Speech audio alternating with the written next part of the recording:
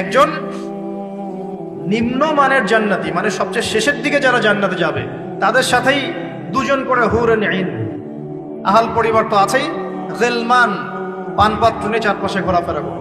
জান্নাত মানে কি? যেখানে যা ইচ্ছা তাই করা যাবে, বলার কেউ নাই, বাধা দেওয়ার কেউ নাই, সেখানে কোনো মৃত্যু নাই, সেখানে কোনো অহেতুক কথাবার্তাও নাই, কোনো গাল গল্প নাই, কোনো মিথ্যা নাই, কষ্টের ক্লেশ মাত্র নাই। থুতু ফেলতে হবে না।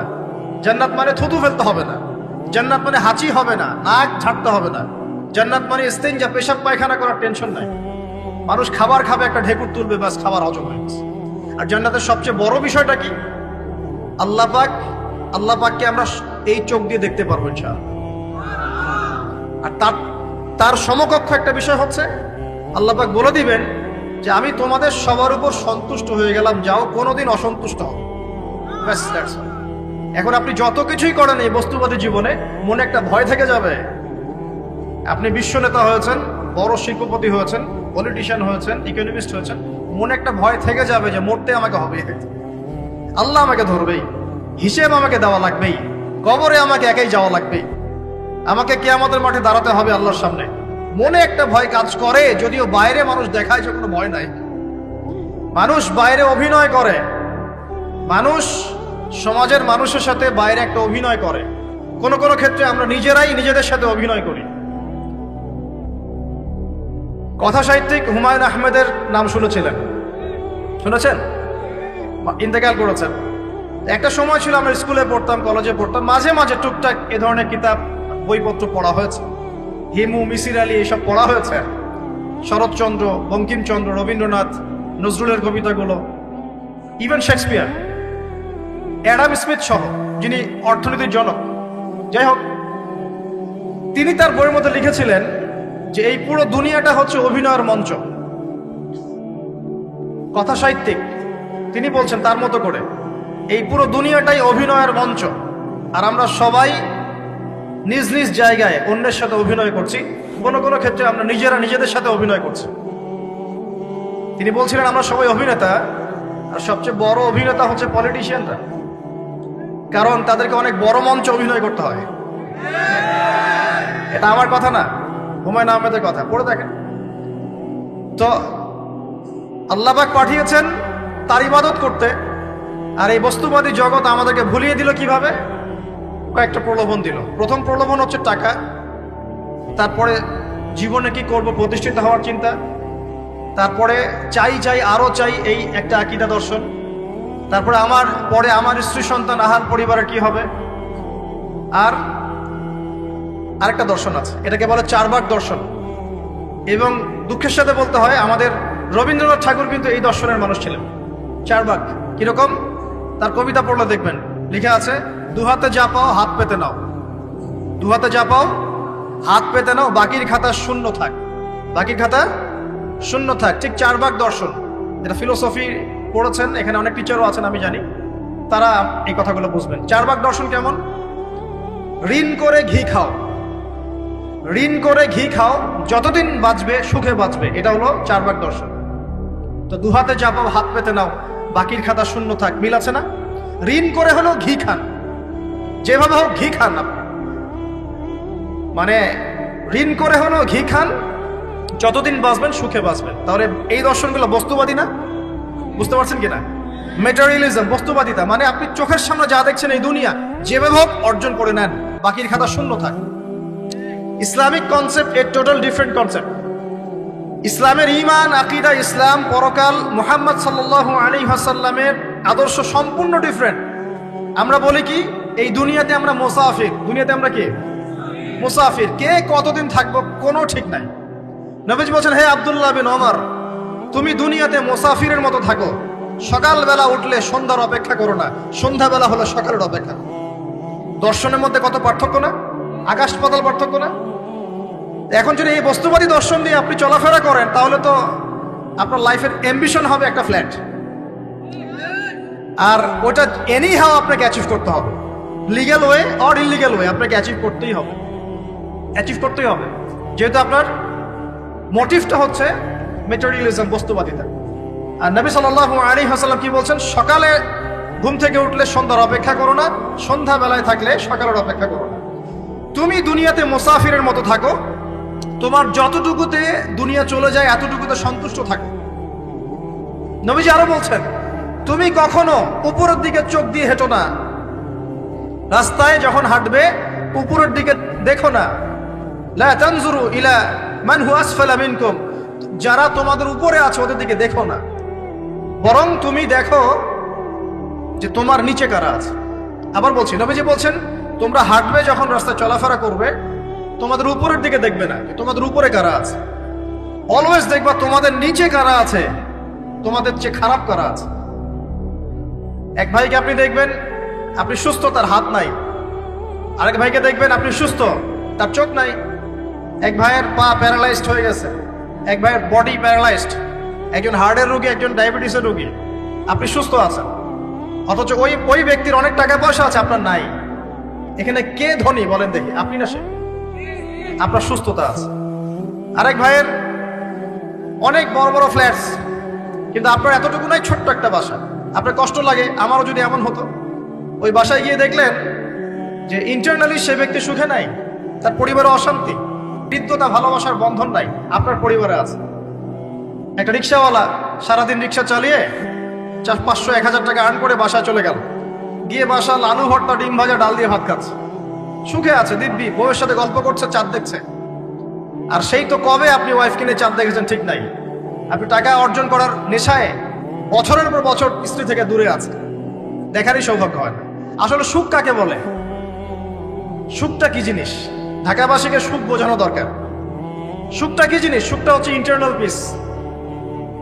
যখন আপনি বা আমি নিজেকেও বলছি, যখন আমরা আল্লাহকে পাবো, আল্লাহ পাকের ইবাদতের মধ্য দিয়ে, রাসূলের সুন্নতের মধ্য দিয়ে অল্পে তুষ্ট থাকতে পারবো, যা আছে এতে শুকরিয়া আদায় করব, আপনার চেয়ে সুখী মানুষ দুনিয়াতে কেউ নাই, কেউ নাই দুনিয়াতে। কিন্তু বস্তুবাদিতা আপনাকে এই আকীদা ও আদর্শ থেকে সম্পূর্ণ ডিমোটিভেট করে দিবে।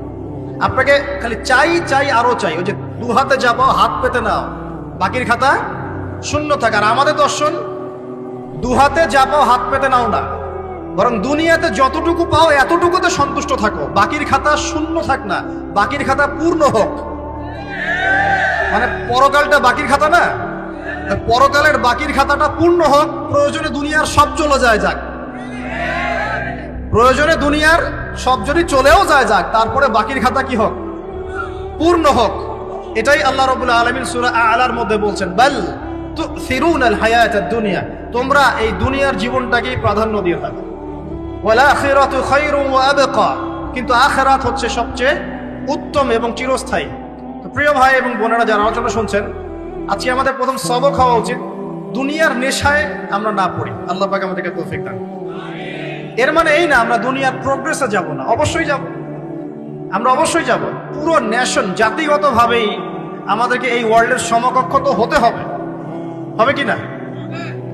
আমরা কি ওয়ার্ল্ডের সমকক্ষ হতে পেরেছি? আপনাদের কি মনে হয় যে মিলস, ইন্ডাস্ট্রিজ, ফ্যাক্টরিজ, সেতু, ফ্লাইওভার এইগুলো করলেই মনে হয় যে ওয়ার্ল্ডের সমকক্ষ হওয়া যায়? প্রত্যেক জনগণ ভিতর থেকে সুখী কিনা, তাদের অন্ন, বস্ত্র, চিকিৎসা, শিক্ষা, বাসস্থান, এই যে মৌলিক চাহিদা, বেকারত্ব ঘোচানো, 3 বেলা খেয়ে পরে বাঁচা, জীবনের অধিকার, সিকিউরিটি, এই জিনিসগুলো আমাদের নিশ্চিত হচ্ছে কিনা, এটা হচ্ছে আপনার উন্নতির মানদণ্ড। উন্নতির মানদণ্ড কি? আমরা এখন যেখানে আছি না, 1776 সালে অ্যাডাম স্মিথ তার চেয়ে আগের জায়গায় ছিল। 1776 সালে অ্যাডাম স্মিথ একটা বই লিখেছেন, তার নাম হচ্ছে যে দ্য ওয়েলথ অফ নেশন, এই কিভাবে একটা রাষ্ট্রের ওয়েলথ ফাংশন করে। ওই 1776 সালে তিনি যে চিন্তাগুলো করেছেন, এখন পর্যন্ত আমরা সেই চিন্তা বাস্তবায়ন করতে পারি নাই। 1776 সালের চিন্তা, কিন্তু ওই চিন্তা বাস্তবায়ন করেছে পশ্চিমারা। পশ্চিমা সভ্যতা যেটা আপনি দেখছেন দাঁড়িয়ে আছে, এই একটা বইয়ের উপর দাঁড়িয়ে আছে। যেমন একটা এক্সাম্পল দিই, আলোচনাটা কঠিন হয়ে যাবে, অন্যদিকে যাব। আমরা মনে করি যে অর্থনীতি আমরা নিয়ন্ত্রণ করব, ঠিক আছে, অর্থনীতির পুরো বিষয়গুলো আমরা নিয়ন্ত্রণ করে আমরা সমৃদ্ধি নিয়ে আসবো। আসলে বিষয়টা কি জানেন? অর্থনীতির নিজের একটা ফ্লো আছে, ও নিজেই নিজেকে নিয়ন্ত্রণ করে, এবং তার উপর একটা ইনভিজিবল হ্যান্ড থাকে, অদৃশ্য হাত, যেটা আমরা বলি আল্লাহ রাব্বুল আলামিন। আল্লাহ রাব্বুল আলামিন এই পুরো অর্থনীতিকে নিয়ন্ত্রণ করে। আমরা যখন সেটাকে ইন্টারফেয়ার করতে যাব, তখন ইকোনমি কলাপস করে যাবে। এই যে করছে কলাপস। আরো ব্যাপার আছে, শুধু ব্যবসা, অর্থনীতি, এক্সপোর্ট ইম্পোর্ট, এগুলোকে তিনি জাতির মানদণ্ড বলতেন না। তিনি বলতেন যতক্ষণ পর্যন্ত জাতির প্রত্যেক ব্যক্তির মধ্যে এথিক্স না আসবে, নীতি যতক্ষণ পর্যন্ত না আসবে, আপনি করাপশন থামাতে পারবেন না। তাই হয়েছে না? শুধু ব্যবসা না, আদর্শ কতটুকু আছে? এই যে আপনি দেখছেন বিভিন্ন জায়গায় ভেজাল খাবার খাওয়াচ্ছে, ওদেরকে টাকার অভাব আছে? ওদের টাকার কিন্তু অভাব নাই। নেম ফ্রেমের কোনো ঘাটতি আছে? এস্টাবলিশড বিজনেস, তাহলে কেন আপনাকে ভেজাল খাওয়াবে? কারণ তার মধ্যে এথিক্স নাই, নীতি নাই। এই জন্য জাতির প্রত্যেক সদস্যকে, মানে প্রত্যেক জনগণের প্রত্যেককেই আগে নীতিগত শিক্ষা দেওয়া উচিত। আর এই কাজটাই করে ইসলাম। বলে সুবহানাল্লাহ। এই এথিক্স এবং নীতি শেখায় কে? ইসলাম। ইসলামের চেয়ে সার্বজনীন ভাবে এবং যুগোপযোগী ভাবে কেউই এথিক্স শেখাতে পারবে না। কাগজে কলমে অনেকে অনেক কথা বলতে পারে, প্র্যাকটিক্যালি শেখাবে কে? ইসলাম। এখন বলতে পারেন তাহলে মুসলিমদের মধ্যে দুর্নীতি কেন, মুসলিমদের মধ্যে কেন এই সমস্যাগুলো হয়? উত্তর একটাই, ওই যে স্যার বলে গেলেন, আমি বিভিন্ন ওয়াজে যে এক এক জায়গায় এক এক কথা বলে। উত্তরটা কি? উত্তরটা হচ্ছে যে কোরআন এবং সুন্নাহর সঠিক যে শিক্ষাটা আছে, এই শিক্ষাটা আমরা অনেকেই বাস্তবায়ন করতে পারছি না। এটা আমাদের ব্যর্থতা। এটা কাদের ব্যর্থতা? এটা আমাদের ব্যর্থ। এখানে আমাদের ব্যক্তির স্বার্থ থাকতে পারে, এখানে আমার জ্ঞানের স্বল্পতা থাকতে পারে, আমার ভিতরে অহংকার থাকতে পারে, বা আমি অল্প শিক্ষিত হতে পারি, এবং এমন হতে পারে আমার জ্ঞানটা যুগোপযোগী না। ইসলামিক জ্ঞান আমার মধ্যে আছে, কিন্তু কিভাবে এই জ্ঞান দিয়ে ওয়ার্ল্ডকে ডিল করবো, এই জ্ঞানটা আমার মধ্যে নাই। এই কারণে আমরা হয়তোবা ইসলাম, কোরআন সুন্নাহ হাতে থাকার পরেও এই সমস্যাগুলো ফেস করছি। প্রথম সমস্যা হচ্ছে বস্তুবাদিতা। আল্লাহ পাক আমাদের সবাইকে, যারা আলোচনা শুনছে, দুনিয়ার প্রেমিক হওয়া থেকে বাঁচাক বলি আমি। দুনিয়ার প্রেমিক না, প্রেমিক হবো কার?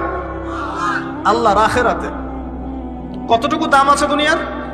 আল্লাহ পাক বলছেন একটা মাছির পাখার সমানও না। একটা মাছির পাখার কি দাম আছে আপনার কাছে?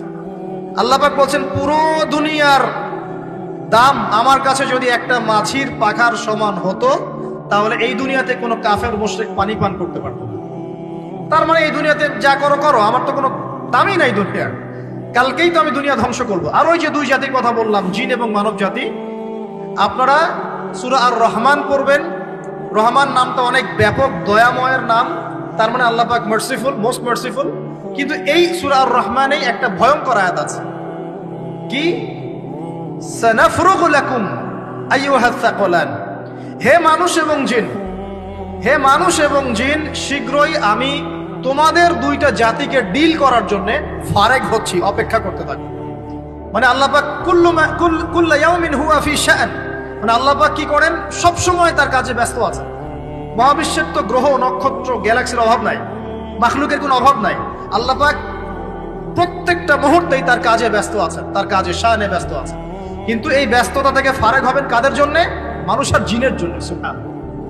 মানুষ আর জিনের জন্য আল্লাহ পাক বলেন সানাফরুগু লাকুম আইয়ুহাস সাকলান। দাঁড়াও, দুনিয়ার মধ্যে এইসব করে বেড়াচ্ছ, তোমাদের দুই জাতির জন্য আমি অচিরেই ফারেক হব ইনশাআল্লাহ। ওইটাই হলো কিয়ামতের দিন। যদি ওই দিনটা আমরা মাথায় রেখে চলি, ইনশাআল্লাহ আমরা কেউ বস্তুবাদী হব না ইনশাআল্লাহ। আল্লাহ পাক আমাদের সবাইকে দুনিয়া মুসাফিরের মতো থাকার তৌফিক দান করুন। আমরা উন্নতি করব, অবশ্যই অগ্রগতি করব, আমরা সবকিছুই করব, কিন্তু দুনিয়ার পূজায় ডুবে যাব না। এটা একটা বড় চ্যালেঞ্জ। মানে মধ্যমপন্থী থাকতে হবে, না একদম গোলালু মার্কা আর না চরমপন্থী, মাঝামাঝি থাকার চেষ্টা করতে হবে। আল্লাহ তৌফিক দান করুন। ঢাকাবাসীর জন্য এর চেয়ে বড় কোনো নসিহত হতে পারে না। ঢাকার মতো যত মানে সিটিজ, মেগা সিটিজ আছে সারা ওয়ার্ল্ডে, তাদের জন্য এটাই প্রথম নসিহত, বস্তুবাদিতা ত্যাগ করতে হবে। বস্তুবাদী। আল্লাহ পাক আমাদের সবাইকে বাকির খাতা পূর্ণ করার তৌফিক দান করুন। এখন একটা লক্ষ্য পেলাম, কি জন্য দুনিয়া এসেছি? আল্লাহর ইবাদত করার জন্য। এখন অনেকে ভুল বুঝে প্রশ্ন করতে পারে, তাদের জ্ঞানের স্বল্পতা। আমি ওদেরকে দোষারোপ করব না, কারণ আমাদের শিক্ষার সমস্যা আছে। আমরা তো সবার মাঝে ইসলামিক সার্বজনীন শিক্ষা দিতে পারছি না। এই কারণে অনেকে প্রশ্ন করতে পারে, তাহলে কি সারা জীবন আল্লাহ বিল্লাহি করতে হবে? আমি কি সারা জীবন তাসবিহ, তাহলিল, জিকির, আজকার, নামাজি পড়ে বেড়াবো? তাহলে এটা হলো তার ভুল বুঝ। এই আয়াত সম্পর্কে ভুল ব্যাখ্যা। সঠিক ব্যাখ্যাটা কি? সঠিক ব্যাখ্যা হচ্ছে সূরা হাশরের 7 নম্বর আয়াত। কত নম্বর? সূরা হাসর 7 নম্বর আয়াত। আল্লাহ পাক বলছেন ওয়ামা আতাকুমুর রাসূলু ফাখুযুহু, রাসূলুল্লাহ সাল্লাল্লাহু আলাইহি ওয়াসাল্লাম তোমাদেরকে যা যা দিয়েছেন সব নিয়ে নাও। ওয়ামা নাহাকুম আনহু ফান্তাহু, রাসূল যা থেকে বিরত থাকতে বলেছেন সমস্ত বিষয় থেকে দূরে থাকো। এখন এই আয়াতটাকে সামনে রেখে কোরআন সুন্নাহকে যদি আমরা ঘাঁটি, আমরা দেখব রাসূলুল্লাহ সাল্লাল্লাহু আলাইহি ওয়াসাল্লাম পেশাব পায়খানা ইস্তেনজা করা থেকে শুরু করে রাষ্ট্র চালানো পর্যন্ত প্রতিটা কাজের হেদায়েত দিয়ে গেছেন। আলহামদুলিল্লাহ, এটা কেউ মানি বা না মানি দিয়ে গেছেন, এটা বিশ্বাস করতে হবে। আমল করতে পারি বা না পারি, নবী দিয়ে গেছেন, বিশ্বাস করতে হবে।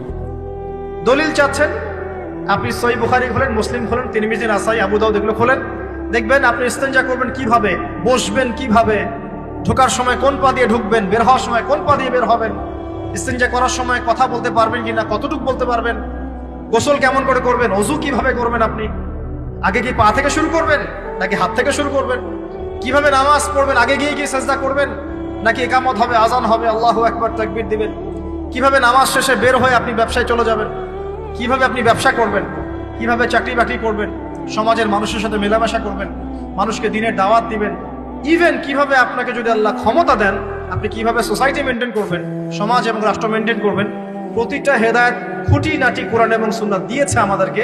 এই বিশ্বাস আগে রাখতে হবে। এই বিশ্বাস না রাখলে কেউ মুসলিম হতে পারবে না। I am very sorry to say, এই বিশ্বাস না করলে কেউ মুসলিম হতে পারবে না। আগে বিশ্বাস, তারপরে কাজ করতে পারেন কিনা সেটা পরের ইস্যু। এবং আমি বলে দিচ্ছি, এই যুগে আপনি 100% পারবেন না। সিম্পল, এই যুগে আপনি 100% পারবেন না, এটা স্বাভাবিক। কারণ এই পুরো বিশ্বটা তো ইসলামাইজড না। পুরো বিশ্ব কি ইসলামাইজড? বরং পুরো বিশ্বটা কুফরের উপর আছে। কিসের উপর আছে? পুরো ওয়ার্ল্ডটাই কুফরের উপর আছে, পুরো ওয়ার্ল্ডটাই। একটা এক্সাম্পল দিয়ে আমি প্রমাণ করতে পারি, একটা এক্সাম্পল খালি। আল্লাহ পাক বলছে সূরা মুলক, রাতের বেলা পড়তে হয় না সূরা মুলক? রাতের বেলা সূরা মুলক পড়তে হয়, যে পড়বে তার কবরের আযাব হবে না ইনশাআল্লাহ। কবরের আযাব থেকে আল্লাহ পাক তাকে বাঁচাবেন ইনশাআল্লাহ। সূরা মুলক তেলাওয়াত করতে হবে রাতের বেলা। এই সূরার প্রথম আয়াতে আল্লাহ বলেছেন তাবারাকাল্লাযী, বরকতময় সেই আল্লাহ, বিয়াদিহিল মুলক, যার হাতে পুরো মহাবিশ্বের ক্ষমতা। কার ক্ষমতা? তাবারাকাল্লাযী বিয়াদিহিল মুলক, বরকতময় সেই আল্লাহ যার হাতে পুরো মহাবিশ্বের ক্ষমতা, সার্বভৌমত্ব। ক্ষমতার বাংলা কি বলতে পারি আমরা? এটাকে ইংরেজিতে আপনারা কি বলেন? আপনারা বলেন সভারেন্টি। কি বলেন? সভারেন্টি বিলংস টু আল্লাহ। এখানে সভারেন্টি বিলংস টু কি? আল্লাহ। কিন্তু এই পুরো বিশ্বের সার্বভৌমত্বের মালিক কি এখন আল্লাহ বাকি আছে? মানুষ নিজের হাতে নিয়ে নিয়েছে। কথা বুঝতে পারছেন না? পুরো বিশ্বে আল্লাহর সার্বভৌমত্ব চলে এখন, মানুষের সার্বভৌমত্ব চলে এখন। তো পুরো ওয়ার্ল্ডটাই কুফরের উপর আছে না? বিশ্বটাই কুফরের উপর। এখন বাদ দেন, এই ওয়ার্ল্ডে আপনি 100% ইসলাম ডিল করতে পারবেন না, সিম্পল। কিন্তু আগে বিশ্বাস করেন যে একদম টয়লেট থেকে শুরু করে আসমান পর্যন্ত সবকিছুই হেদায়েত কোথায় আছে, কোরআন সুন্নাহয় আছে কি নাই? এখন মানতে পারি না, সেটা আলাদা ইস্যু। কেউ বিশ্বাস করেছে, মানতে পারে না, আল্লাহ তাকে মাফ করে দেবে ইনশাআল্লাহ। বিশ্বাস করেছি, মানতে পারিনি, আল্লাহ মানে বিশ্বাস করেছি, আমল করতে পারি নাই, হে আল্লাহ আমল করতে গিয়েছি, প্রতিবন্ধকতা পেয়েছি, সমাজ এমন ছিল না, বিশ্ব এমন ছিল না, আমি পারি নাই, আল্লাহ মাফ করে দাও। ইনশাআল্লাহ আল্লাহ মাফ করে দেবে ইনশাআল্লাহ। কারণ আল্লাহ পাক বলেছেন, কারো আমল নামায় যদি শিরকের পাপ না থাকে, যে কোনো গুনাহ আল্লাহ যাকে ইচ্ছা মাফ করে দেবে। আমল নামায় খালি শিরকের পাপ রাখা যাবে না, যে কোনো গুনাহ আল্লাহ যাকে ইচ্ছা মাফ করতে পারেন। বুঝাচ্ছি, মনে করেন একজন জেনা করেছেন, আল্লাহ মাফ করুন। ওই জেনাকার ব্যক্তি যদি বিনা তওবাতেও মারা যায়, তওবা করে নাই, বিনা তওবাতেও মারা যায়, কাল কিয়ামতের মাঠে আল্লাহ পাক তাকেও মাফ করতে পারেন। আল্লাহু আকবার। কিন্তু একজন ব্যক্তি শিরক করেছে, তওবা না করে মারা গেছে, আল্লাহ তাকে মাফ করবে। এখন শিরকের পাপ ছাড়া যে কোনো পাপ আল্লাহ মাফ করবেন ইনশাআল্লাহ। সো আগে আকীদা পোষণ করি যে হ্যাঁ, কোরআন সুন্নাহয় সবকিছুর সমাধান আছে আল্লাহ। এখন আমি আমল করতে গিয়ে হয়তো পারছি না, এখন আমার বিশ্বাস চলমান বিশ্বের সাথে সাংঘর্ষিক হচ্ছে, এবং এই বিশ্বাসকে দমিয়ে দেওয়ার জন্য কি করা হচ্ছে? এই বস্তুবাদিতার মতো আদর্শগুলো আপনার সামনে তোলা হচ্ছে। এখানে উত্তরটা কি? এখানে উত্তরটা হচ্ছে, দেখুন, ইবাদত মানে শুধুমাত্র নামাজ, রোজা, হজ, যাকাত নয়। ইবাদত মানে শুধুমাত্র নামাজ, রোজা, হজ, যাকাত নয়, বরং আমার জীবনের প্রতিটা সেক্টরই ইবাদত বলে কাউন্ট হবে যদি আমি সেই কাজটাকে নবীর সুন্নাত অনুযায়ী করতে পারি। আমার কথা কি বুঝতে পারছেন? এই হলো ব্যাখ্যা, ওয়া মা খালাকতুল জিন্না ওয়াল ইনসা ইল্লা লিয়াবুদুন। আমি জিন আর মানুষকে শুধু আমার ইবাদত করার জন্যই সৃষ্টি করেছি। আপনার ইস্তেঞ্জা করাটা ইবাদত। সুবহানাল্লাহ। আমার ইস্তেঞ্জা করা কার প্রয়োজন? আমার না ইসলামের, না আল্লাহ পাকের? নাউজুবিল্লাহ। ইস্তেঞ্জা কার জন্য করি? আমার প্রয়োজন। আমাকে এখন ইস্তেঞ্জা করতে হবে, কষ্ট দিচ্ছে আমাকে। খাবার খাবেন, কার জন্য খাচ্ছেন? আমার জন্য নয় কি? আমার জন্য। আপনি ব্যবসা করছেন, কার জন্য? আমার জন্য, আমার স্ত্রী সন্তান, আমার পরিবারের জন্য। আপনি সমাজ চালাচ্ছেন কার জন্য? আপনার জনগণের জন্য। এখানে স্বার্থ কার? মানুষের না আল্লাহ?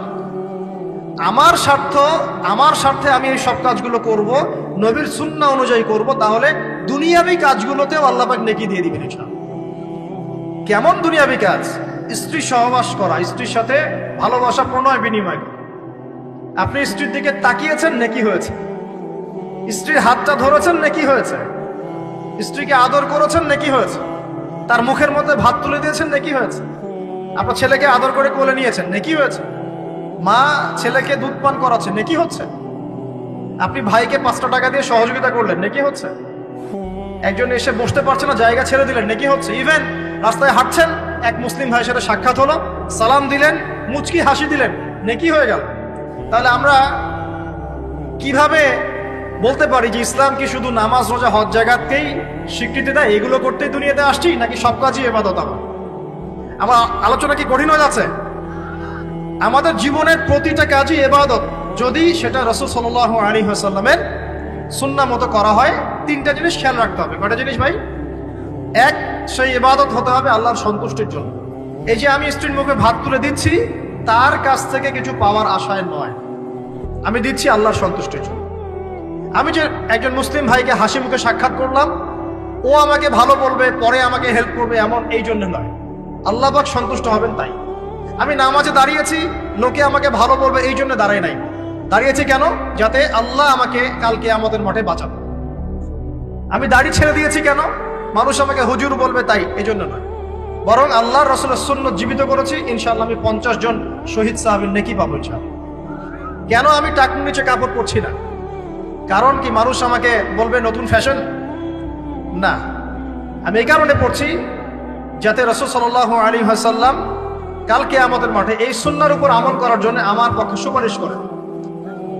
আমার ইবাদত, আমার পর্দা, আমার পরিবার, আমার ব্যবসা, আমার অর্থনীতি, আমার পলিটিক্স, সবকিছু আল্লাহর জন্য করব। এই একটা হলো মূলনীতি ইবাদত কবুল হওয়ার। 1, 2, সেই আমলটা হতে হবে রাসূলের সুন্নাহ মোতাবেক, অন্য কোনো পদ্ধতিতে নয়। মনে করেন আমি একজন খুব বড় বুজুর্গ হয়ে গেছি, নাউজুবিল্লাহ। আমরা এত বড় বুজুর্গ হয়ে যাই নাই, যে টাইটেলগুলো আপনারা দেন এগুলোর কোনো প্রয়োজনও নাই।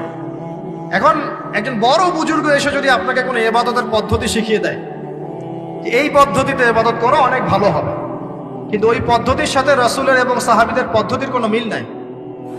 মুখরোচক মনে হলো, দেখতে সুন্দর মনে হলো, এবং অনেক মানুষ তা করছে, এরকম দলিল থাকলেও সেই কাজটা করা যাবে না। কারণ কি? কারণ সেই কাজটা রাসূল সাল্লাল্লাহু আলাইহি ওয়াসাল্লামের সুন্নাহ মাফিক হয়নি। আল্লাহ রাসূল করেন নাই, সাহাবীরা করেন নাই, বাস আমি করব। ইমামরাও করেন নাই, পরবর্তী জেনারেশনের কেউই করেন নাই। এখন যত ভালো টাটকা মজা লাগুক, দেখতে সুন্দর লাগুক, বহু মানুষ করছে, এইসব দলিলে ইসলাম টিকবে না। আল্লাহ পাক বোঝার তৌফিক দান করুন। 1 নম্বর শর্ত, আল্লাহর সন্তুষ্টির জন্য হতে হবে। 2 নম্বর, রাসূলের পদ্ধতিতে হতে হবে। 3 নম্বর, খুব ডিফিকাল্ট, 3 নম্বরটা বেশি ডিফিকাল্ট। প্রথম 2টা পার হয়ে গেলেও 3 নম্বরে গিয়ে আমরা আটকে যাচ্ছি আর কি। বলবো? রাগটা করবেন না তো? 3 নম্বর হচ্ছে রিজিক হালাল হতে হবে। রিজিক হালাল হতে হবে। পশ্চিমের আদলে গড়া এই পুরো বিশ্বের বেশিরভাগ মানুষের রিজিক এখন হারাম। কেন হারাম? কারণ কোনো না কোনো ভাবে আমরা সুদের সাথে সম্পৃক্ত হয়ে যাচ্ছি, কোনো না কোনো ভাবে। আর নবীজি অনেক আগেই বলেছিলেন, 1400 বছর আগে, যে একটা জামানা তোমাদের সামনে আসবে, যে মানুষ সুদ খেতে চাইবে না তার গায়েও সুদের ছিটাফাটা গিয়ে লাগছে কিনা? এখন আপনি খেতে চাইবেন না, আপনাকে মেসেজ পাঠিয়ে দেওয়া হবে আপনার অ্যাকাউন্টে এত টাকায় যোগ হয়েছে। কি করবেন এখন? টাকাটা আপনি সুদের টাকা। সুদের টাকা মানে কি? 1 দিরহাম যে ব্যক্তি সুদ খেয়েছে, সে যেন 36টা মেয়ের সাথে জেনার পাপ করেছে। সহিহ বুখারী হাদিস, একদম অকাট্য, সহিহ, সনদ সহিহ। এমন না জয়ীফ জাল, এমন নয়। 1 দিরহাম যে ব্যক্তি সুদ খেয়েছে সে যেন 36 বার জেনা করলো, নবী সাল্লাল্লাহু আলাইহি ওয়াসাল্লাম বলেছেন। আর এই হাদিস তো আপনারা জানেন যে সুদের পাপের 73টা শাখা আছে। নিচের শাখা হচ্ছে মায়ের সাথে জেনা করা, মাকে বিয়ে করা, আর উপরের শাখা হচ্ছে আল্লাহ এবং তার রাসূলের সাথে যুদ্ধ করা। এগুলো অবলীলায় করছি আমরা। আর নবীজি বলছেন 4 শ্রেণীকে আমি অভিশাপ দিয়ে গেলাম। আল্লাহর নবী অভিশাপ দিয়ে গেলেন মানে সে জাহান্নামে যাবে, কোনো অবস্থাতেই জান্নাতে যাবে না। ইল্লা মাশা আল্লাহ। 1 যে সুদ খায়, 2 যে সুদ দেয়, 3 সাক্ষী থাকে, 4 লিখে রাখে। এখন বলেন এই সিস্টেমের বাইরে কতজন মানুষ আছে? এর বাইরে আবার আছে যাকাত না দেয়া, সম্পদ হারাম হয়ে যাচ্ছে। এর উপর আবার আছে ঘুষ যা না দিলে অনেক সময় চাকরি বাকরি হয় না। আর আস্তে আস্তে এগুলো আমরা ট্রেডিশন বানিয়ে নিয়েছি। এক সময় আমরা, শোনেন, এটাকে বলা হয় নিউট্রালাইজেশন, মানে স্বাভাবিকীকরণ। খুব কঠিন টার্ম বলে ফেলছি মনে কিছু কিছু। যেমন আগে ধর্ষণ হলে আমরা খুবই সোচ্চার ছিলাম এবং সারা এলাকা ফেটে যেত, এত বড় কথা। কেউ মাপে কম দিলে, ধরা পড়লে চক্ষু লজ্জায় সে সমাজে চলতে পারত না। কেউ চুরি করলে চক্ষু লজ্জায় বের হতে পারতো না। আস্তে আস্তে আস্তে আস্তে আস্তে আস্তে এই যে মাপে কম দেয়া বলেন, সুদ বলেন, জেনা বলেন, আস্তে আস্তে পাপগুলোকে আমরা নিউট্রালাইজেশন করে ফেলেছি, নিউট্রালাইজ হয়ে গেছে। হ্যাঁ, ধর্ষণ ডেইলি 4-5টা হয়, সুদ সবাই খায়, আমিও খাই, জেনা তো সবাই করে, বয়ফ্রেন্ড গার্লফ্রেন্ড ফ্রি মিক্সিং আছে, আমি করলে সমস্যা কি? ওর তো 4টা, আমার তো মাত্র 1টা। ওর চেয়ে আমি ভালো। ওর 5টা বয়ফ্রেন্ড, আমার তো 1টা। ওর 4টা গার্লফ্রেন্ড, আমার তো 1টা। আমি তো ভালো। আমার ছেলে খুব ভালো, শুধু মাঝে মাঝে একটু ড্রিঙ্কস করে, ব্যাপারটা এরকম আর কি। তো এই যে পাপকে নিউট্রালাইজেশন করা হচ্ছে আস্তে আস্তে, স্বাভাবিকীকরণ। এই ফ্লোতে আমরা মোটামুটি সবাই পড়ে গিয়ে এখন রিজিক হারাম হয়ে যাচ্ছে। ঘুষ দিতে হয় না, চাকরি হবে না। আবার দেখেন, জাকাত না দেওয়ার মধ্য দিয়ে রিজিক হারাম করে ফেলছি, সুদ খাওয়ার মধ্য দিয়ে করছি, ঘুষ নেওয়ার মধ্য দিয়ে করছি, কোনো কোনো ক্ষেত্রে করাপশন, অন্যের সম্পদ আত্মসাতের মধ্য দিয়ে করছি। এর বাইরে যারা ব্যবসা করছি, আমরা যে দুধে দেওয়া তুলসী পাতা এমনও নয়, কোনো কোনো সময় মাপে কম দিচ্ছি। এই যে টাটকা জিনিস বলে ভেজাল খাওয়াচ্ছি, 3 দিনের বাসি তেল দিয়ে ইফতার রান্না করে খাওয়াই দিবে, বলবে একদম টাটকা জিনিস। রমজান মাস আসছে সামনে না, কত যে মানুষ বের হবে যারা তারাবির নামাজ পড়বে একদম 20 রাকাত, ওখানে রাকাত নিয়ে ঝগড়া হবে। ঠিক ওরাই যখন দেখবেন বিকেলে দুপুরে ইফতার বিক্রি করবে, বিভিন্ন পণ্য বিক্রি করবে, দেখবেন যে দুনিয়ার বাসি পচা আপনাকে খাওয়াই দিবে। এই শ্রেণীর মানুষের ধারণা যে লা ইলাহা ইল্লাল্লাহ শুধু মসজিদে আছে, বাজারে নাই। এটা ধারণা, লা ইলাহা ইল্লাল্লাহ মুহাম্মাদুর রাসূলুল্লাহ, এটা মসজিদে আছে, বাজারে, সমাজে, অন্য জায়গায় নাই। এটা তাদের ধারণা। তাদের এই ধারণা অচিরেই ভাঙবে যখন মৃত্যুর দূত চলে আসবে, তখন বুঝবে লা ইলাহা ইল্লাল্লাহ একটা সার্বজনীন কালিমা, যেটা জীবনের সব ক্ষেত্রেই চলতে হবে। আল্লাহ পাক আমাদেরকে বোঝার তৌফিক দান। ব্যবসা করছি আলহামদুলিল্লাহ, অ্যাটলিস্ট সুদ খাচ্ছি না। তবে এতটুকু মনে রাখবেন, ব্যবসায়ীদের অসততার কারণে, আমানতের খেয়ানতের কারণে একটা আযাব আসে। হাদিসের মধ্যে আসছে একটা আযাব আসে। নবীজি বলেছেন, যখন একটা জাতির ব্যবসায়ীরা মাপে কম দেওয়া শুরু করে, মিথ্যা কসম করে পণ্য বিক্রি করা শুরু করে এবং আমানতের খেয়ানত করে, তখন ওই জাতির উপর দুর্ভিক্ষ চাপিয়ে দেওয়া হয়। কি চাপিয়ে দেওয়া হয়? দুর্ভিক্ষ চাপিয়ে দেওয়া হয়। মনে করছেন যে হয়তো দুর্ভিক্ষ নাই, পুরো ওয়ার্ল্ড ওয়াইড একটা নীরব দুর্ভিক্ষ চলছে এখন আস্তে আস্তে। সকালে একটু আগে বলেছিলাম না, গরিব মানুষ আলু ভর্তা, ডাল আর ডিম ভাজা দিয়ে ভাত খেত আগে। এখন তারা বলে আমরা ডিমই দেখতে পারি না চোখে। ডিমও খাওয়ার এখন সামর্থ্য হচ্ছে না অনেকেরই। আপনি শোনেন, আমি একটা জব করতাম, মনে করেন স্যালারি পেতাম 5,000 টাকা, এখন পাচ্ছি 10,000 টাকা। কিন্তু 10,000 টাকা স্যালারি পাওয়ার পরেও আগে 5,000 টাকা দিয়ে আমি সংসার চালাতে পারতাম, এখন 10,000 টাকা দিয়ে পারছি না। কারণ কি? কারণ হচ্ছে মুদ্রাস্ফীতি, দ্রব্যমূল্যের ঊর্ধ্বগতি, এর পাশাপাশি আছে আমানতের খেয়ানত করা, করাপশন এবং কিছু অসৎ ব্যবসায়ীর এই দুরভিসন্ধি। এসবের কারণে সাফার করছি কারা? আপনি তো সাফার করবেন না, কারণ আপনার তো ফ্ল্যাট আছে বড়। আপনি তো সাফার করবেন না, বিকজ আপনার আমার তো 3 বেলা খাওয়ার টাকা পয়সা আছে। এই যে আমি এসেছি, আমাকে ভালো অঙ্কের হাদিয়া দিচ্ছে, আমি তো সাফার করবো না। সাফার কে করবে? সাফার করবে রিক্সাওয়ালা ভাই, ভ্যানওয়ালা ভাই, এই যে রাস্তাঘাটে যারা আশপাশে বাসা করে আছে, যারা দারিদ্র সীমার নিচে আছে, এদের সংখ্যা কত আপনার মনে হয়? মিনিমাম 3 থেকে 4 কোটি মানুষ আমাদের দেশের মধ্যে। মনে হচ্ছে পপুলেশনটা কম? উমর রাদিয়াল্লাহু আনহু বলতেন, আমি ভয় করি যদি আমার অধীনে একটা মেষপালক, মানে যে মেষ চড়ায়, এই মেষপালক এবং তার মেষ যদি না খেয়ে মারা যায়, আমি ভয় করি আল্লাহ কাল কিয়ামতের মাঠে আমাকে দাঁড় করিয়ে বলবেন, হে ওমর, তোমার তত্ত্বাবধানে এই ব্যক্তি না খেয়ে মরল কেন? এগুলো হিস্ট্রি হয়ে গেছে জাদুঘরে, এগুলো কোথায়? যা মিউজিয়ামে, হিস্ট্রি মিউজিয়ামে। কিন্তু এটাই ইসলাম। এখন সলিউশন কি? একটু এই জায়গায় কথা বলে সামনে যাই, একটু মনোযোগ দেন। সলিউশনটা কি? প্রথম কথা হচ্ছে আমাদের সবাইকে আমানতদার হতে হবে ভাই, প্লিজ। যে যার জায়গা থেকে আমানতের পরিচয় দিয়ে আল্লাহ পাক তৌফিক দান করুন। 2 নাম্বার, অল্পে তুষ্ট থাকার চেষ্টা করতে হবে, অল্পে তুষ্ট থাকার চেষ্টা করি, আল্লাহ তৌফিক দান করুন। 3 নাম্বার, কোনো প্রকার সম্পদ অপচয় করা যাবে, কোনো প্রকার সম্পদ না, ব্যক্তিগত না, সোশ্যাল না, আমরা জনগণ, রাষ্ট্রীয় সম্পদ, কোনোভাবেই সম্পদ অপচয় করা যাবে। আমরা প্রচুর অপচয় করি, প্রচুর। আমরা জনগণরাই করি। আমরা কি দুধে দেওয়া তুলসী পাতা মনে করছেন নাকি? জনগণ দুধে দেওয়া তুলসী পাতা মনে করছে? কে বলেছে মাপে কম দিতে? ওকে সরকার ফোর্স করেছে? ও দিল কেন? কে পাপে? এখানে কার দোষ বলেন?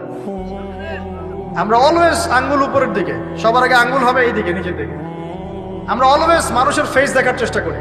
আগে ফেস দেখবো আয়নায়, নিজের ফেস, তারপরে মানুষের ফেস। আমরা মাপে কম দিই। আমরাই তো সুদ খাচ্ছি, আমরাই ঘুষ নিচ্ছি, আমরা দুর্নীতি করছি, আমরা মানুষের সম্পদ অন্যায়ভাবে হস্তক্ষেপ করছি, আমরা রাষ্ট্রের সম্পদ অপচয় করছি। আমরা সিগন্যাল দিয়েছে, আপনি মানলেন না। তো সিগন্যাল দিয়েছে, মানলেন না। এখানে তো আপনি খেয়ারত করলেন। টোল দিয়েছে, টোল, আপনি ফুস করে গাড়িটা টান দিয়ে চলে গেলেন, আপনি তো খেয়ারত করলেন এখানে। এই ট্যাক্স তো রাষ্ট্রের পাওনা ছিল। দীর্ঘদিন বিল পড়ে আছে, আপনি দিচ্ছেন না বিল, ট্যাক্সের টাকা দিচ্ছেন না, বিল দিচ্ছেন, আপনি তো খেয়ানত করছেন। এই হিউজ অ্যামাউন্ট অফ যদি করাপ্টেড মানিগুলোকে এক জায়গায় করা যায় না, বাংলাদেশ হবে নিউ ইয়র্ক একদম থেকে নিবে। বস্তুবাদিতার কথা বলছি, বস্তুবাদিতার দিক থেকে, কনস্ট্রাকশন এইসবের দিক থেকে আর কি, life first lane of life, এই দিক থেকে যে জিডিপি এরকম থাকবে যদি সব করাপশনের টাকাগুলোকে আপনি জড়ো করতে পারতেন। কিভাবে সম্ভব? কে নিবে এই উদ্যোগ? আল্লাহ পাক এমন ব্যক্তিত্ব উপর থেকে নিয়ে আসুন বলি আমি। দোয়া করতে কোনো দোষ আছে? XYZ whoever he is, এটা বড় কথা না। বড় কথা হচ্ছে কার হাতে ইনসাফ প্রতিষ্ঠা হয়। আল্লাহ পাক তৌফিক দান।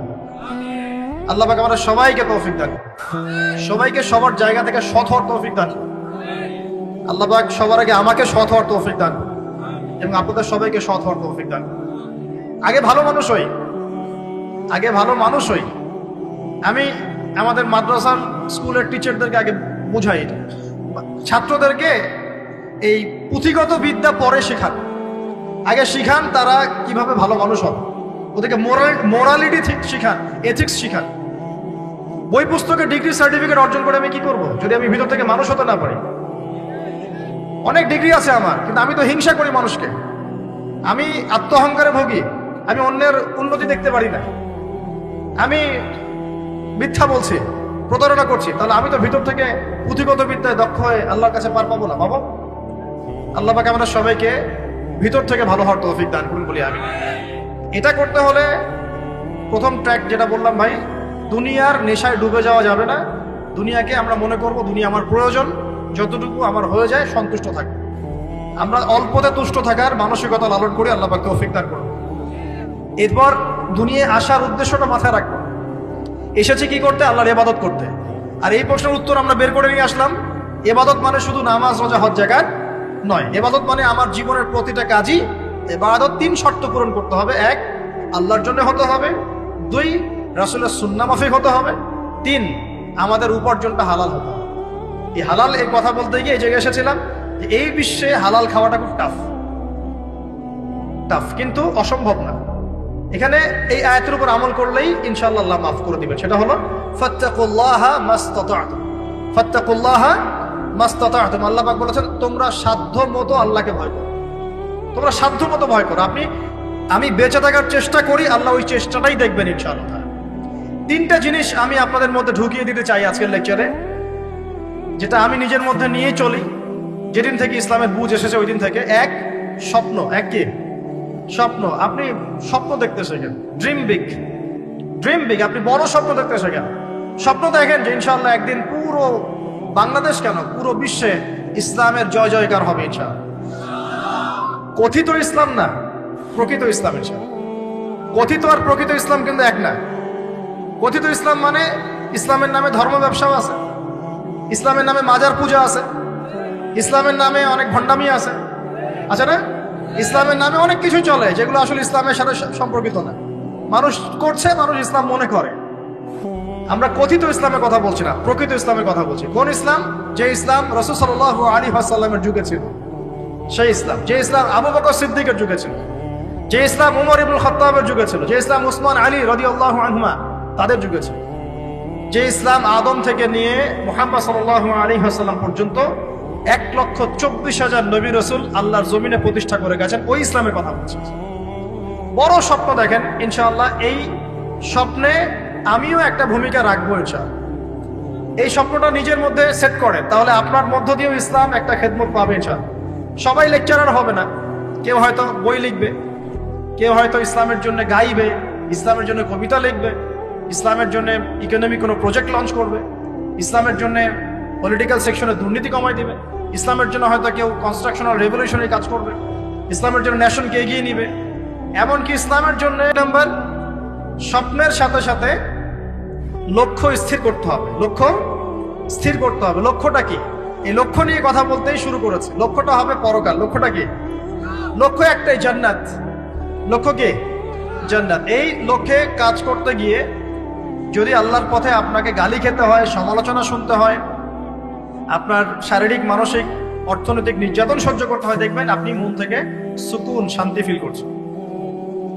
এই পথে যদি হোঁচট খেয়ে পড়েও যান, শান্তি লাগবে, ভালো লাগবে যে আমি আল্লাহর জন্য করেছি, আল্লাহ আমাকে এটার আজর দিবে ইনশাআল্লাহ। মানুষ আমাকে অনেক ভালো বলছে, এর মানে এই নয় যে আমি জান্নাত পেয়ে গেছি।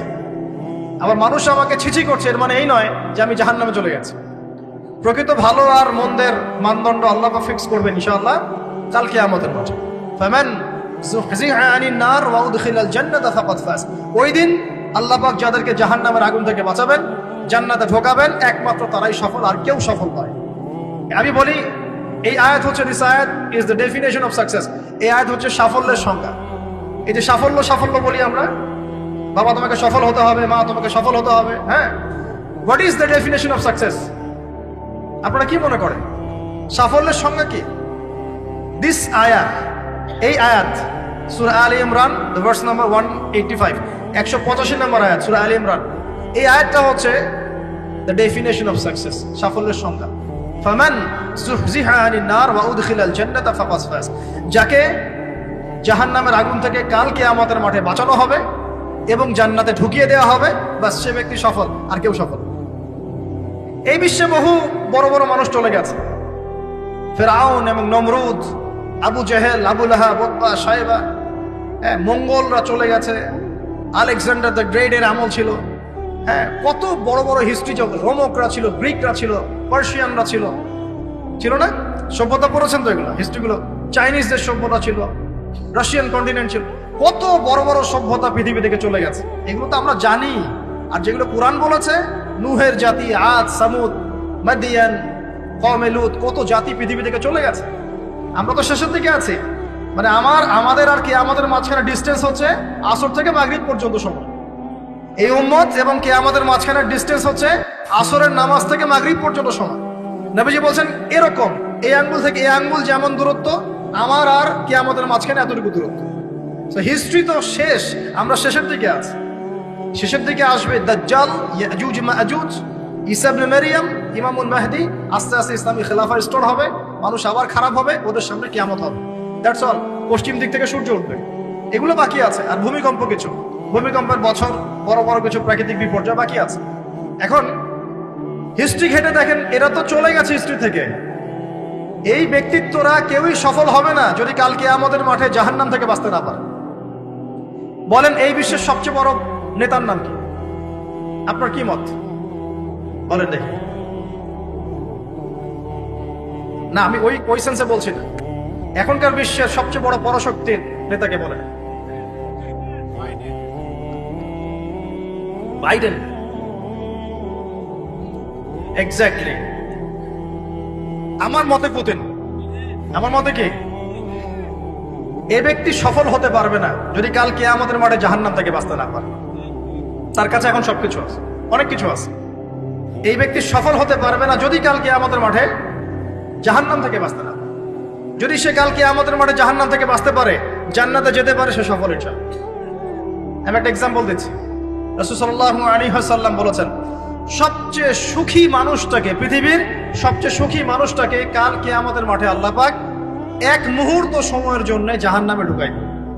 কতটুকু সময়? এক মুহূর্ত। আল্লাহ পাক জানেন কতটুকু সময়। এরপর তাকে বের করে বলবেন, দুনিয়াতে সুখে ছিলা? সে বলবে, আল্লাহ সুখ কি জিনিস আমি জানি না, সুখ কাকে বলে আমি জানি না, সুখ কি আমি সেটা জানি না। আল্লাহ সুখ কাকে বলে আমি সেটা জানি না।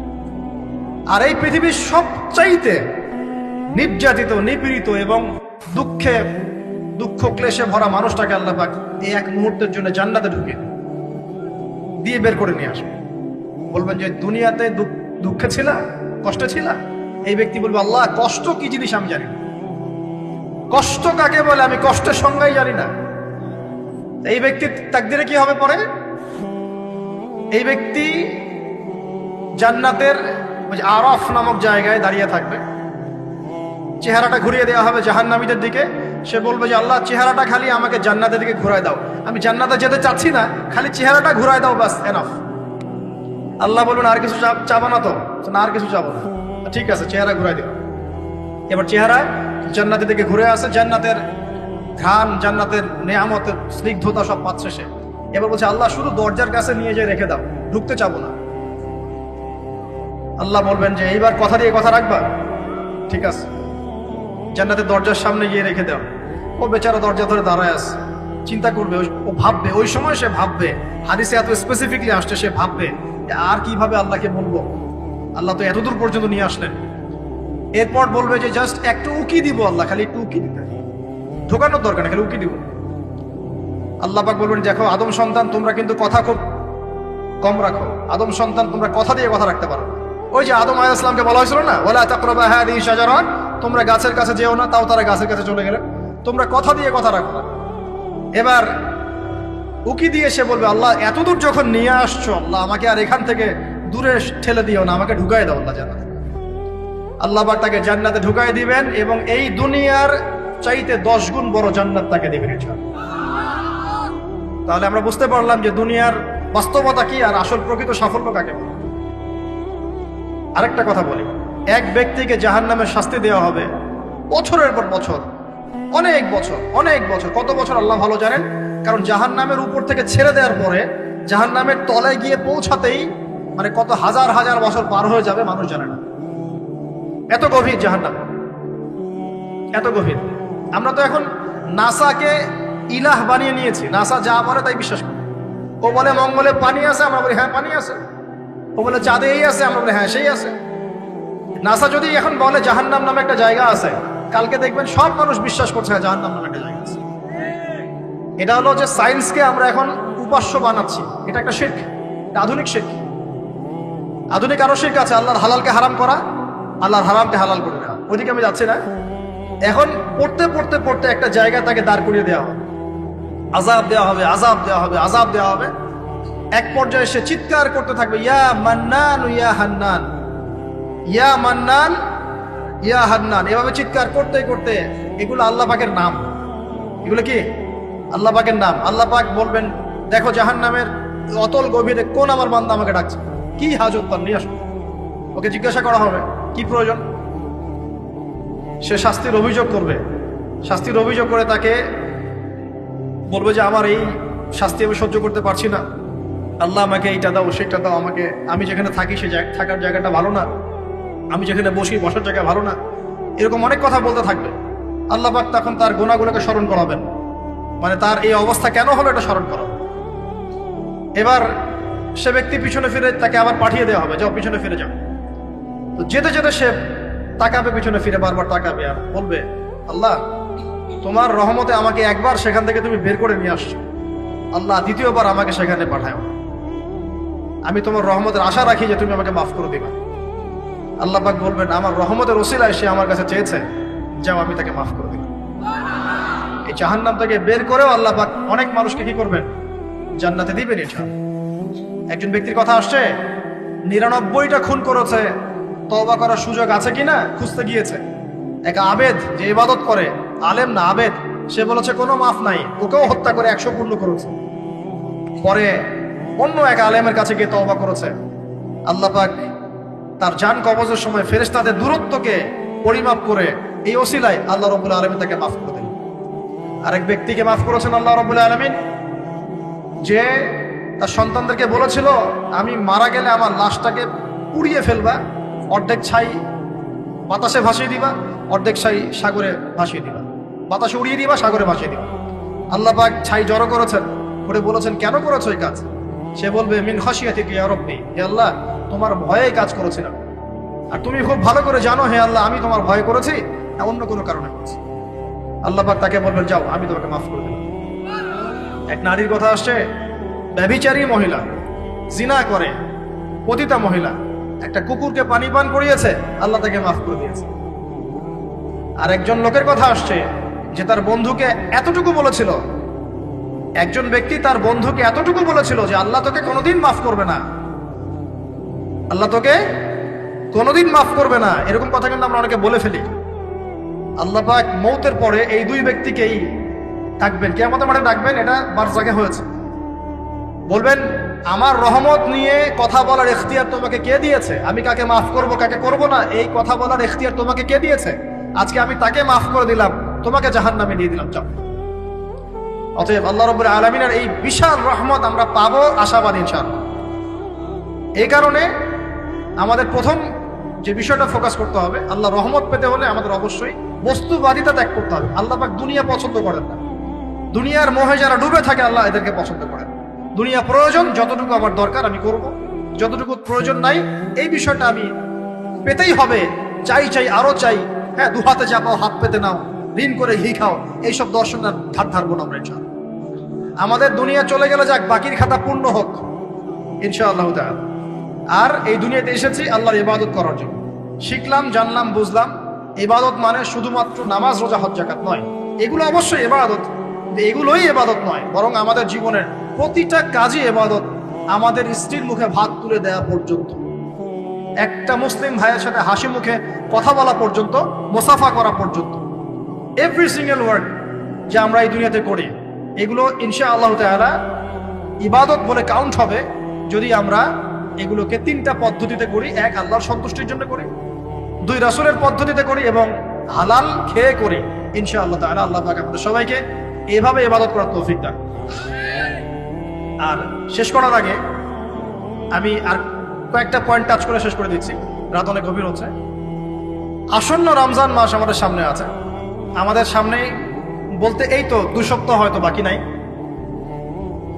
আমি কয়েকটা পয়েন্টস খালি আপনাদের সাথে শেয়ার করবো, যে এই পয়েন্টগুলো যদি একটু ফোকাস করি, রমজান মাসটা গুনাহ মাফের উৎসব হবে ইনশাআল্লাহ। আমরা কলেজ লাইফে পড়তাম একটা ওয়ার্ড, উৎসবের উৎসাহ। উৎসবের উৎসাহ, এই যে ছায়ানট, উদিচি, এইসব জায়গায় যারা থাকে না, এরাও এই শব্দগুলো জানে না।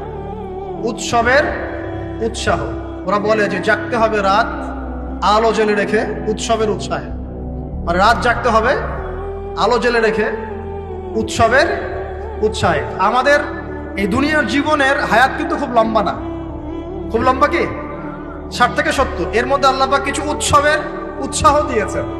যেমন শবে বরাত, যেমন শবে বরাতের রাত, এই রাতে ব্যক্তিকেন্দ্রিক তো কিছু ইবাদত করা যায়, সামগ্রিক না হয়।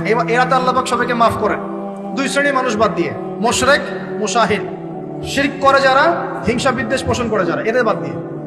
শাবান মাস বেশি বেশি নবী রোজা রাখতেন, আরাফার দিন, আশুরা, মুহররম, জিলহজ মাসের প্রথম 10 দিন, কিছু উৎসবের উৎসাহ আল্লাহ দিয়েছেন, তাই নাই? সবচেয়ে বড় উৎসব কোনটা বলেন তো? এই যে রমজান মাস। এখন এই মাসে আলো জ্বালা থাকবে উৎসবের উৎসাহে। কিভাবে? প্রথম কথা বলি, দুনিয়াবি বাজার ঘাট, শপিং টপিং যা যা আছে আগে ভাগে এই কয়দিনে করে ফেলেন, যাদের সামর্থ্য আছে। যাদের সামর্থ্য নাই তারা, আমি বলেছি, প্রজেক্ট করতে হবে, সোশ্যাল প্রজেক্ট। আমরা সামর্থ্যবানদের টাকাগুলোকে কিছু সৎ মানুষ কালেক্ট করবেন, করে যাদের সামর্থ্য নাই তাদের ঘরে মাসের বাজার পৌঁছে দেবে। করা যাবে না ইনশাল্লাহ? আমরা যারা এসব জায়গায় থাকি আমরা মনে করি সোসাইটির সবাই এমন। সোসাইটির সবাই এমন নয়। অনেক মানুষ সাথে খেয়ে পরে থাকতে পারে না, সবাই আমাদের মতো খায় না। আমরা 10টা আইটেম নিয়ে বসি খেতে, অনেকের আলু ভর্তা জোটে না, আছে না? আমরা আমাদের যাকাত, আমাদের ওসর, আমাদের ফিতরা, আমাদের সাদাকাতুল ফিতরা, আমাদের সাদাকা এবং ইফতারের প্রজেক্টগুলোকে সুন্দর করে প্যাকিং করে 1 মাসের বাজার করে দেওয়ার ক্ষমতা আমাদের নাই। একজন করে পরিবারের দায়িত্ব নেওয়ার ক্ষমতা আমাদের নাই। আপনি একটা নেন, আপনি একটা নেন, আপনি একটা নেন, আপনি 2টা নেন, আপনি 5টা নেন। দেখবেন ইনশাআল্লাহ তাআলা যখন আমরা খাবার ভাগাভাগি করে খাবো, ইনশাআল্লাহ সমাজে দারিদ্রতা কমে যাবে। কি উন্নতি, কি সবার মধ্যে সম্প্রীতি ছড়িয়ে দেওয়া উন্নতি, সবার মধ্যে এই যে ভালোবাসা ছড়িয়ে দেওয়াটা কিন্তু সমাজের উন্নতি। উন্নতি মানে আমরা আসলে কি বুঝি? খালি কনস্ট্রাকশন নির্মাণ করার উন্নতি? সবার মধ্যে সম্প্রীতি ছড়িয়ে দেওয়াটা উন্নতি। ইভেন এই প্রজেক্টে আপনি অমুসলিম ভাইকেও শরিক করতে পারেন। হ্যাঁ, যাকাতের অর্থ অমুসলিমকেও দেয়া যায়, তার অন্তর ইসলামের দিকে আকর্ষিত হবে ইনশাআল্লাহ। মুসলিমরা আমাকে সহযোগিতা করেছে, তার আমাদের রিলিজিয়নের প্রতি তার একটা সফট কর্নার তৈরি হবে ইনশাআল্লাহ। এগুলো করা বন্ধ করেছে বলেই তো অন্যরা এগুলো কাজ করছে। নীরবে আস্তে আস্তে বাংলাদেশে বহু মানুষ বিধর্মী হয়ে যাচ্ছে, কিন্তু খবর রাখেন না। আল্লাহ পাক আমাদেরকে বোঝার তৌফিক দান করুন। আগে রমজানের প্রিপারেশন নেন, এটা গেল একটা পারিবারিক ইকোনমিক প্রিপারেশন। আধ্যাত্মিক প্রিপারেশন কি? হুট করে রমজান মাসে গিয়ে সব ইবাদত একসাথে ধরা যায় না। এই কারণে এখন থেকেই নামাজ, তেলাওয়াত, তাফসির পড়া, একটু তাহাজ্জুদ, চাশতের নামাজ, ইশরাকের নামাজ, জিকির আজগার, এগুলো একটু ধরার চেষ্টা করি, যাতে রমজান মাসে গিয়েই আমি একদম যেন মোমেন্টামটা যেন ধরতে পারি ইনশাআল্লাহ। আল্লাহ পাক তৌফিক দান। 3 নম্বর হচ্ছে অপচয় করবো না রমজান মাসে। অনেকদিন বলছি 5টা খেজুরে যদি ইফতার হয়ে যায়, 6 নম্বর খেজুর আপনার খাওয়ার দরকার নাই, আপনি দান করে দেন। 2টো জামা দিয়ে ঈদ হয়ে যাচ্ছে, 4টা জামা কেনার দরকার নাই, বাকি 2টো দান করে দেন। আপনার পরিবারের জন্য যদি 30 কেজি চাল যথেষ্ট হয়, 40 কেজি কেনার দরকার নাই, বাকিটা দান করে দেন। বহু মানুষ রমজান মাসে ইফতার করবে, ইফতার করে আল্লাহর কাছে বদদোয়া করবে, দেখে নিয়ে বলবো যে আল্লাহ আমি ইফতার করার খাবারটুকু পাচ্ছি না। পুরো বিশ্বের ইকোনমিক অবস্থা কিন্তু সুবিধার না। আস্তে আস্তে আমাদের এগুলো বুঝতে হবে। আল্লাহ পাক আমাদেরকে শুধু কোরআন তেলাওয়াত করলেই তো হবে না, এগুলো অর্থ তো বুঝতে হবে। কোরআন হাদিস দিয়ে বিশ্বটাকে তো ডিল করতে হবে, হবে কি না? আল্লাহ তৌফিক এনায়েত করুন। অপচয় না করি। আর রমজান মাস আসার আগেই আল্লাহর ওয়াস্তে সবার ঘরে ঘরে কোরআন এবং কোরআনের তাফসির কেনা চাই। এই রমজান মাস আমরা কোরআন পড়ে শেষ করে দেবো ইনশাআল্লাহ। রমজান মাসের সবচেয়ে ইম্পর্টেন্ট জিনিসটা কি বলেন তো? কোরআন নাজিল হওয়া। শাহরুর রমাদানাল্লাযী উনজিলা ফীহিল কুরআন। রমজান সেই মাস যে মাসে কি নাজিল হয়েছে? কোরআন। অতএব সবচেয়ে ইম্পর্টেন্ট পার্ট রমজানের কোরআন। যারা কোরআন তেলাওয়াত করতে জানি না, পড়া শিখবো, রাজি আছি ইনশাআল্লাহ? রমজান মাসের পুরো 30 দিন আমরা কোরআন তেলাওয়াত করা শিখবো ইনশাআল্লাহ। স্থানীয় ইমাম থাকতে পারেন, টিচার থাকতে পারেন, অনলাইনে শিখতে পারেন, অফলাইন কোর্স করতে পারেন, যেভাবে হোক আপনাকে শিখতে হবে। এর পাশাপাশি যারা হাফেজ এবং আমরা টুকটাক যারা আরবি বুঝি, আমাদের প্রতি নসিহত হচ্ছে রমজান মাসে 30 দিনে প্রতিদিন 1 পারা করে আমরা তাফসীর পড়বো। 30 দিন 30 পারা শেষ ইনশাআল্লাহ। পারা যাবে ইনশাআল্লাহ? রমজান মাসে আর কি কাজ করব? তারাবি সালাত জামাতে পড়ার চেষ্টা করব। আর যে তারাবি জামাতে পড়বে সে 5 ওয়াক্ত নামাজ তো অবশ্যই জামাতে পড়তে হবে। জামাত যদি কোনো কারণে মিস হয়ে যায়, নামাজ বাদ। একাকেই হলো নামাজ পড়তে হবে। হ্যাঁ, যদি দেখেন জামাতে তারাবি পড়তে পারছেন না, ফ্যামিলিকে নিয়ে প্রয়োজনে তারাবি পড়েন। ফ্যামিলি মেম্বারদেরকে নিয়ে আপনি তারাবি পড়েন। আপনি পুরো কোরআনের হাফেজ না, 1 পারা জানেন, 1 পারা দিয়ে পড়েন। আপনি 20টা সূরা জানেন, একটা সূরা বারবার রিপিট করে করে পড়েন। নামাজটাকে ধীর স্থির ভাবে লম্বা করেন। রাসূলুল্লাহ সাল্লাল্লাহু আলাইহি ওয়াসাল্লামের মতো তিনি লম্বা করে ধীর স্থির ভাবে রমজান মাসে কিয়াম করতেন। আল্লাহ আমাদের তৌফিক দান করুন। আর যাকাত যাদের ফরজ হয়েছে রমজান মাসে অবশ্যই যাকাতগুলো দিয়ে দিব ইনশাআল্লাহ। যাকাত নিয়ে ডিফারেন্ট লেকচার আসবে ইনশাআল্লাহ, অনলি যাকাতের উপরে। যাকাত নাই ইসলামিক অর্থনীতির ভিত্তি থাকবে না। যাকাত প্রতিষ্ঠা না করতে পারলে চিরস্থায়ীভাবে সমাজ থেকে দারিদ্রতা দূর করা যাবে না, কোনোভাবেই যাবে না। আপনি অ্যাডাম স্মিথের বই সমাজে কায়েম করে ছেড়ে দেন, তারপরেও দেখবেন যে সমাজে দারিদ্রতা দূর হচ্ছে না 100%। যতক্ষণ পর্যন্ত মুহাম্মদ সাল্লাল্লাহু আলাইহি ওয়াসাল্লামের ছেড়ে যাওয়া এই যাকাত ভিত্তিক অর্থনীতি প্রতিষ্ঠা না করতে পারছে। আমি চ্যালেঞ্জ করলাম, অ্যাডাম স্মিথের বই দি ওয়েলথ অফ নেশন আপনি প্রতিষ্ঠা করে দেন সমাজের মধ্যে, দেখবেন যে 100% দারিদ্রতা দূর হবে না, কখনো না। মুহাম্মদ সাল্লাল্লাহু আলাইহি ওয়াসাল্লাম রেখে যাওয়া সুন্নত যাকাতটা চালু করে দেন, দেখবেন ইনশাআল্লাহ কেউ না খেয়ে মারা যাবে না ইনশাআল্লাহ। এটা প্র্যাকটিক্যাল। অ্যাডাম স্মিথের জন্ম হয় নাই যখন উমর রাদিয়াল্লাহু আনহু এই যে তার খেলাফত চালাতেন, তখন কি তার জন্ম হয়েছে নাকি? উমর রাদিয়াল্লাহু আনহু যুগে একটা মানুষ দেখাতে পারবেন দারিদ্র সীমা নিচে বাস করে? তখন ওয়েলথের মানদণ্ড কি ছিল? গোল্ড কয়েন, গোল্ড, দিনার। সাহাবীরা ছেড়ে যেতেন দিনার, দিরহাম। আমরা ছেড়ে যাই কাগজ। কি ছেড়ে যাই? কাগজ। আর মনে করি অনেক ধন আমার। কি একটা যুগ আসলো, মানুষ কাগজকে ধন মনে করে। সুবহানাল্লাহ। যাই হোক, ওদিকে যাচ্ছি না। যাকাত গুলো দেওয়ার চেষ্টা করে, আল্লাহ পাক সবাইকে তৌফিক দেন। মনে রাখবেন, যে ব্যক্তি নামাজ পড়ে যাকাত দেয় না সে মুসলিম নয়।